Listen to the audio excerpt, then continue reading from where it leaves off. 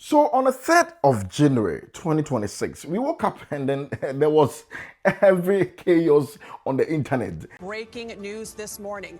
The United States strikes Venezuela. President Trump orders military strikes on the capital and says Venezuela's president and his wife are now in U.S. custody. The U.S. conducted airstrikes in Venezuela overnight, targeting military bases and at least one port. And in a post on Truth Social, President Trump says Venezuela's President Nicolás Maduro and his wife have been captured and flown out of the country. The president adding that the operation was carried out with the help of U.S. law enforcement. U.S. officials tell CBS News that Maduro was captured by the U.S. military's elite Delta Force. President Trump on social media early this morning confirmed what he called a large-scale and successful strike.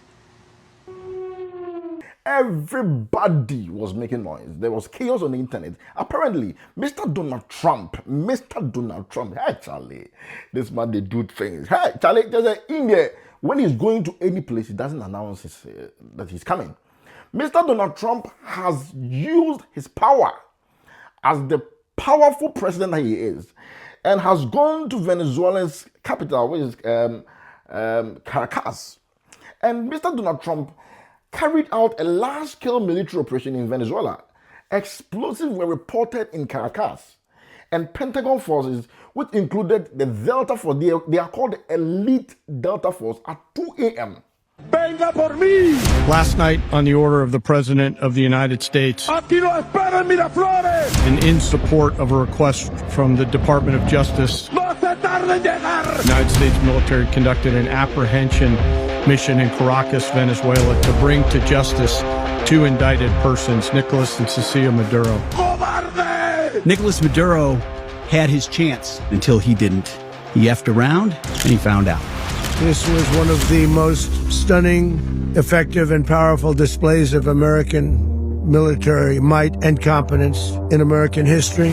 Like, I don't understand yet how they haven't figured this out. And now, if you don't know, now you know.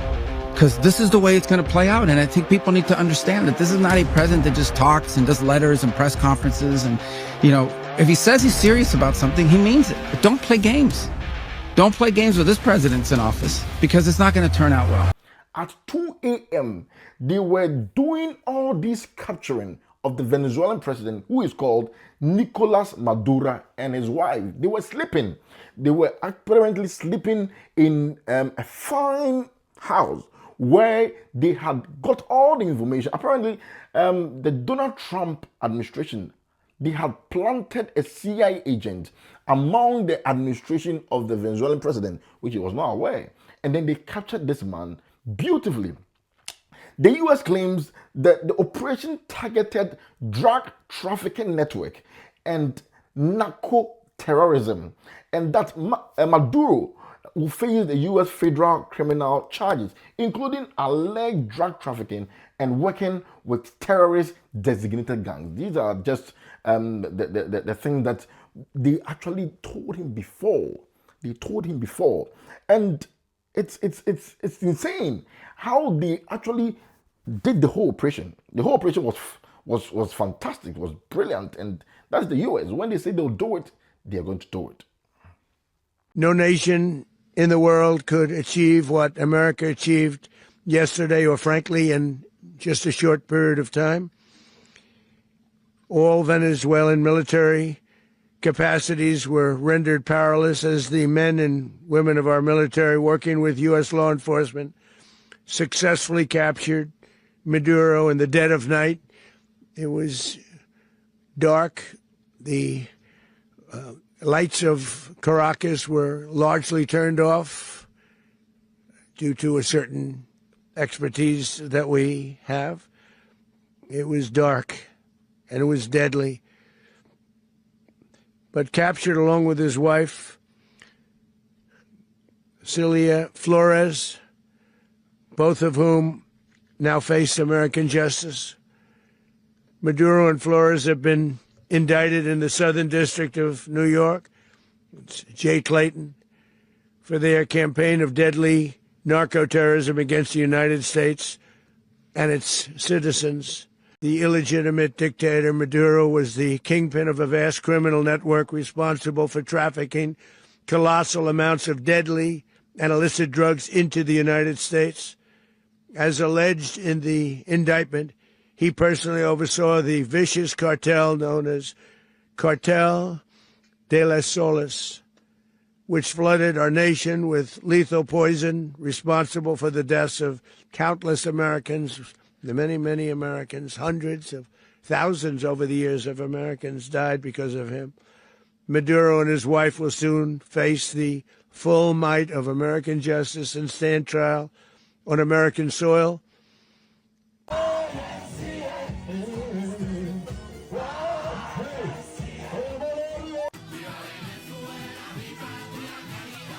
Régimen de Maduro se fue, tío Donald Trump. Gracias, tío. Gracias, tío. Viva Venezuela, coño. Viva Venezuela, hermanos. Gracias, Donald Trump. Mi país es libre ya.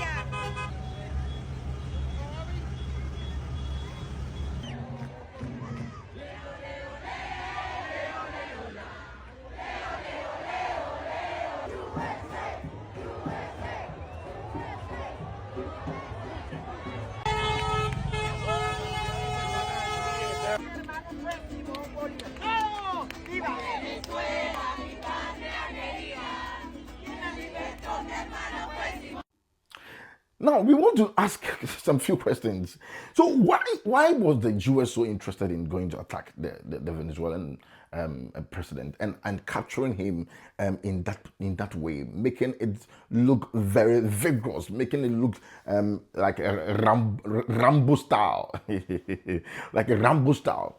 One of the reasons why we have gathered is that the US did this because the president was engaged in a lot of drug trafficking and narcotics, because they feel that he has got a lot of factories, got a lot of ways to smuggle in and out of the country, narcotic drugs and certain cocaine and dealings between himself and the Colombian government, which obviously I'm going to do another video where the President Trump has given us a clue of who next he's going to attack.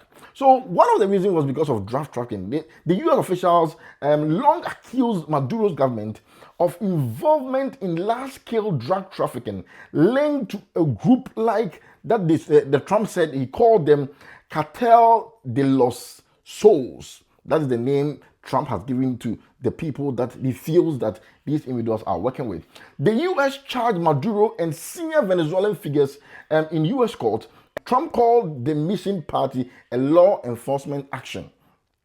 That is one of the reasons why Trump have charged the Venezuelan president off, and that's the reason why he went to capture him. The other reason was because Trump believed that political legitimacy claims have been seen in the Venezuelan government. And this is what it means. The US and other Western governments has previously said that the Venezuelans' 2024 election were flawed or stolen, and that Maduro wasn't the legitimate leader of the country.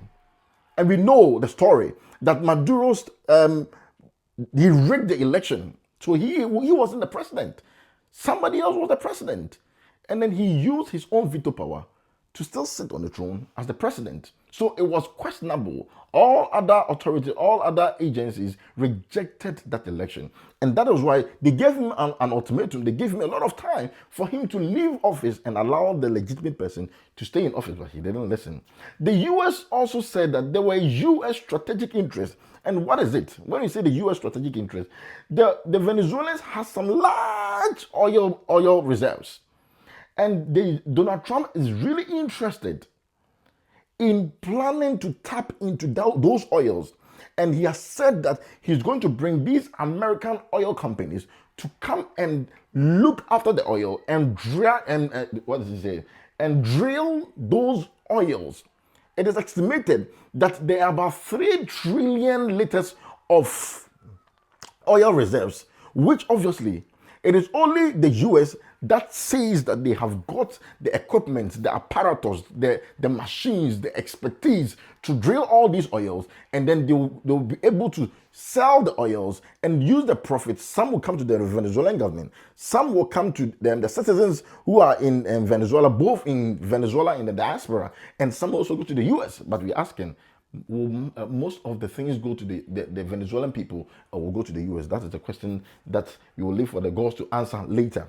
Then the last one is the immigration and security issues that are going on in Venezuela, because their immigration system is very poor and their security system is very poor. So these are the issues that have gone on, and we are asking ourselves so many questions. Now, the legitimate question that we are asking, that we are all surprised and asking so many questions, is that we saw a statement that was sent on the day of the issue, and it was sent by the Ghana Foreign Affairs Ministry, headed by Mr. Okudzeto Ablakwa. And what Mr. Okudzeto Ablakwa said was that he released a press statement questioning why the President of the United States have raised these questions and has been able to capture the Venezuelan president. And I read from this press statement: Ghana alarmed and deplores military invasion of Venezuela by the United States of America and its subsequent abduction of President Nicolás Maduro and his wife. On the 4th of January 2026, the government of the Republic of Ghana is alarmed at the unilateral and unauthorized invasion of the Bolivarian Republic of Venezuela by the United States of America and the subsequent abduction of President Nicolás Maduro and his wife, Celia Flores, in the early hours of Saturday, 3rd of January 2026. Ghana expresses strong reservation against unilateral use of force and strongly deplores such acts that violates the Charter of the United Nations and international law, as well as the sovereignty, territorial integrity, and political independence of states. The Ghanaian government is keenly following the situation in Venezuela with great concerns and knows that such assaults on international law, attempts at the occupation of foreign territories, and apparent external control of oil resources have extremely adverse implications on international stability and the global order. Ghana also notes with deep concerns statement by President Donald Trump that the US will run Venezuela until such time as we can do a safe, proper, and judicious transition, and that the US large oil companies will be asked to go in. These declarations are reminiscent of the colonial and imperialist era. They set a dangerous precedent for the global order. Such colonial ambitions should have no place in the post-Second World War era. To allow this to put the international community at great risk and undermine the sovereignty of every country, Ghana therefore reaffirms its commitment to the principle of self-determination and holds the firm view that only the Venezuelan people should freely determine their political and democratic future. Ghana calls for immediate de-escalation and the release of President Maduro and his wife. The government of Ghana shall maintain and defend its long-held principled position against invasion, occupation, colonialism, apartheid, disregard for sovereignty, and all forms of violation of international laws, to all media houses. And this was by the Foreign Affairs Minister of the Republic of Ghana. The question is very simple. Was this necessary? Okudzeto Ablakwa, was this necessary? We as a country have got our own problems. We as a country have got our own problems. I know you are the Foreign Affairs Minister. But let's all sit down as a country in Africa. Try to deal with our own internal affairs. Try to stabilize our own thing. There are people who are holding our passport and doing all sort of negativities to our passport. These are important things that we need to look out for. There are people who are claiming our Ghana cards. The US that you are talking about, the Venezuela that you are talking about, they are also dealing with their internal matters. Will Venezuela come and release a press statement to say that they are in solidarity with Ghana for what Ghanaians are going to know? Will the US release statements to say that? No, because everybody is thinking about their own country. But why would you stick your nose into matters which does not concern you? Listen, I don't want to go into details, but I feel strongly that this was not necessary. Was this really important? Is this what the country needs at the moment? There are pressing issues that we need to look out for. Is your office too busy? If your office is busy, you don't have time for these things. If the US is dealing with it, let the international laws work. Let the UN work. Stay in your own corner. Do you think Burkina Faso will get time to release some of these statements? Do you think the people in the Sahel will get time to release some of these statements? These statements were unnecessary to me, in my opinion. I'll leave everything in the comment section. That everybody in the comment section should let us know, was this letter really necessary? Donald Trump did same to Nigeria. Did you release a statement? No. We don't even expect you to release a statement in favor of Nigeria. So why would you go ahead and release this? You said you are resetting the country. Focus on the reset agenda and stop following some of these things because they are not healthy. They do not bring anything to our country. We want to become safe in our own country. Let us enjoy our peace, the small peace that we have. Let us enjoy it. Do not go and bring any sort of enmity between us and the US. So please, guys, we want to know your reaction in the comment section. What do you think? Was this post really necessary? Does the government have that space to be moving about and be dealing with other things which does not concern us? I don't know what you think. Make sure you subscribe and then share this video.